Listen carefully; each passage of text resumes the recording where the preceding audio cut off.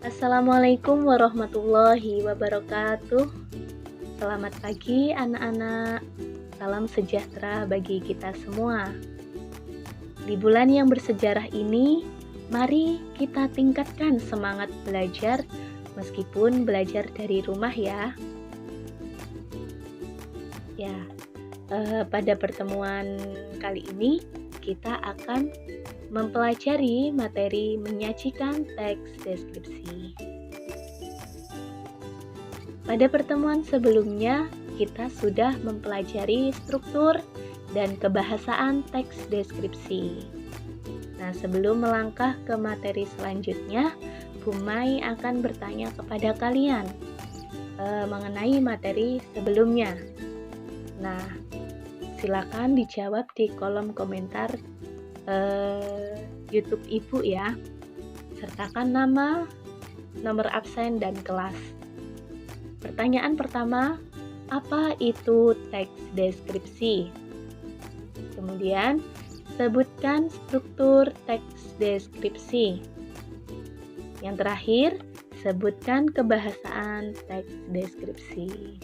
Nah, Ibu harap kalian salah satu dari pertanyaan ini masih ingat dan bisa menjawab. Nah, adapun tujuan pembelajaran kita hari ini itu ada dua.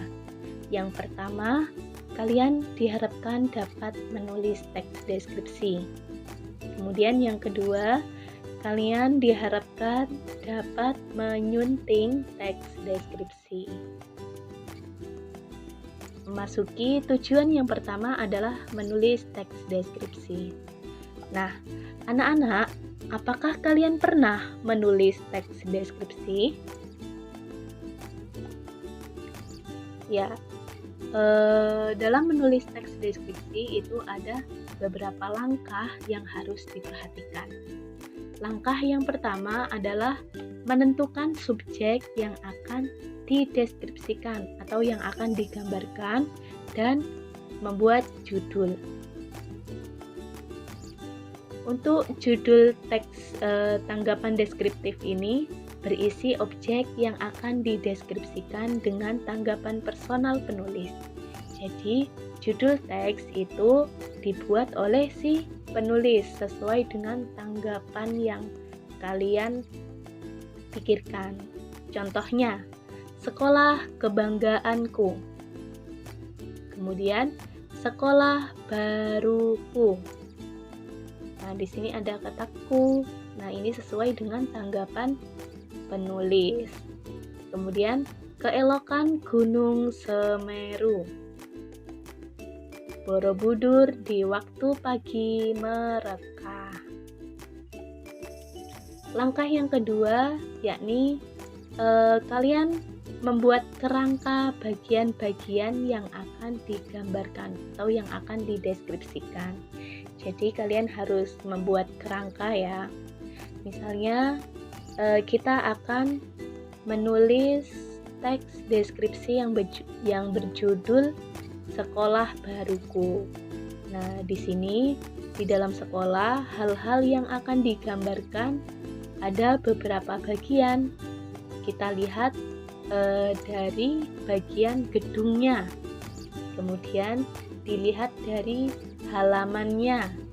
Kemudian dilihat dari guru-gurunya. Kemudian teman-temannya. Nah, setelah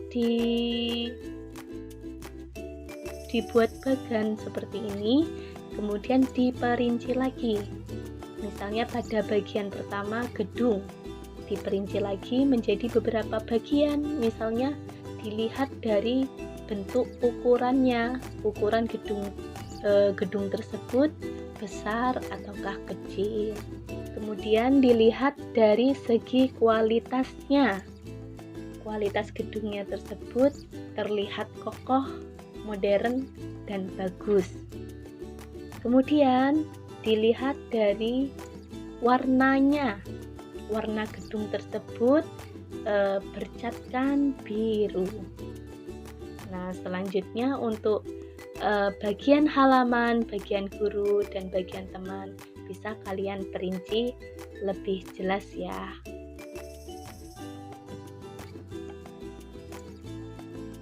Langkah yang ketiga, mencari data dari subjek yang ditulis. Data ini dicari dengan cara mengamati subjek yang akan dideskripsikan. Nah, misalnya silakan diamati tabel yang ada di bawah langkah nomor 3. Nah, di situ ada hal yang dideskripsikan. Kemudian ada kolom hasil pengamatan, kemudian ada kolom kalimat. Di situ hal yang dideskripsikan adalah berupa kondisi fisik. Kemudian untuk hasil pengamatannya dari kondisi fisik tersebut adalah bangunannya terlihat kokoh. Setelah diamati, kemudian dibuat sebuah kalimat. Nah, kalimatnya jadi seperti ini, dikembangkan. Misalnya, sekolah baruku di SMPN 1 Gelagah, gedungnya sangat luas dan bangunannya pun tampak kokoh. Jadi dikembangkan menjadi kalimat yang kalimat seperti ini. Kemudian langkah yang keempat adalah tatalah kalimat-kalimat menjadi paragraf pembuka teks tanggapan deskriptif atau identifikasi. Disebut juga identifikasi ya untuk bagian pembuka. Kemudian bagian yang kedua ini ada deskripsi bagian 1, ada bagian 2, kemudian ada bagian 3, dan yang terakhir penutup. Jadi ditata sesuai dengan struktur teks deskripsi. Langkah yang kelima adalah perincilah objek atau suasana yang kamu deskripsikan dengan menggunakan kata dan kalimat yang melibatkan panca indera, sehingga pembaca seolah melihat, mendengar, dan merasakan apa yang kamu deskripsikan.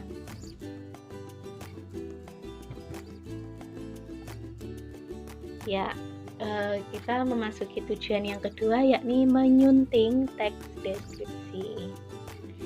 Menyunting itu adalah kegiatan meninjau atau mengoreksi ulang.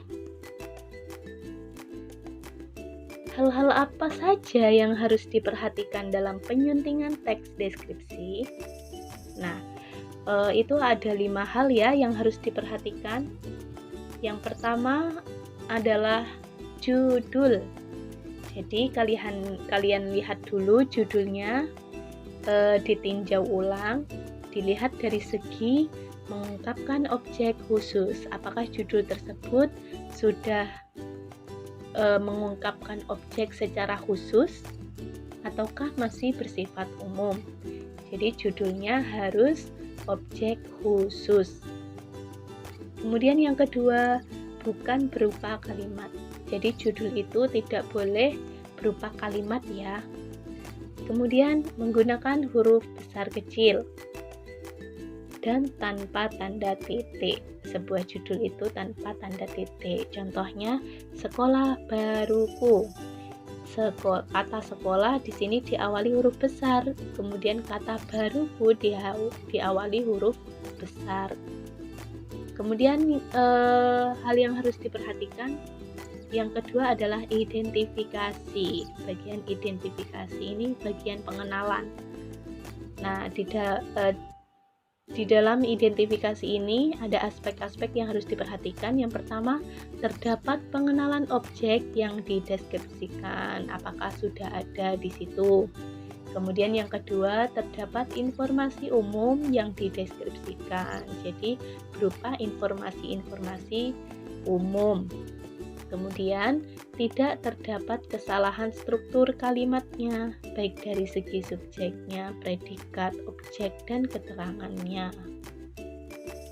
Kemudian, tidak terdapat kesalahan tanda baca. Nah, yang ketiga, ini adalah bagian deskripsi. Di dalam bagian deskripsi ini, kalian lihat dulu penjelasan terperinci fisik objek. Apakah sudah terperinci fisik objeknya? Kemudian yang kedua, perincian beberapa bagian dari objek. Apakah sudah memerinci bagian-bagian objeknya? Kemudian ini dari segi kebahasaannya tidak terdapat kesalahan struktur kalimat. Pilihan kosakata yang segar dan bervariasi. Maksudnya harus beragam ya kosakatanya. Yang terakhir, tidak terdapat kesalahan tanda baca. Kemudian bagian terakhir, yakni kalian lihat bagian penutup dalam teks deskripsi itu. Nah, apakah terdapat simpulan tanggapan terhadap objek? Kemudian terdapat kesan terhadap hal yang dideskripsikan. Nah, yang kelima ini penggunaan bahasanya. Yang pertama, terdapat perincian bahasa konkret. Konkret ini nyata atau jelas. Kemudian majas untuk menggambarkan seolah-olah pembaca melihat.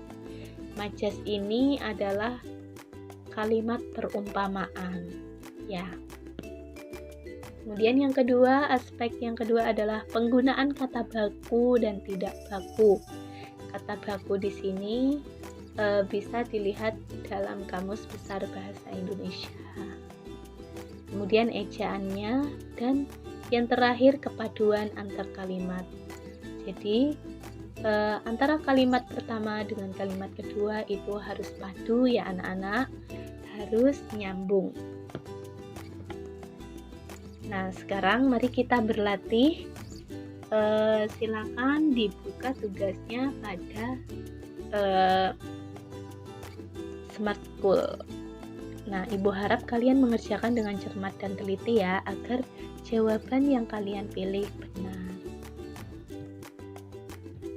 Dari materi yang Ibu sampaikan, ada pertanyaan. Jika dirasa kurang jelas atau masih bingung, silakan bertanya kepada Ibu melalui WA. Semoga materi hari ini dapat bermanfaat ya. Tetap jaga kesehatan dan patuhi protokol kesehatan. Jangan lupa untuk komen, like, dan subscribe. Sampai jumpa pada pembelajaran Bahasa Indonesia minggu depan. Terima kasih. Wassalamualaikum warahmatullahi wabarakatuh.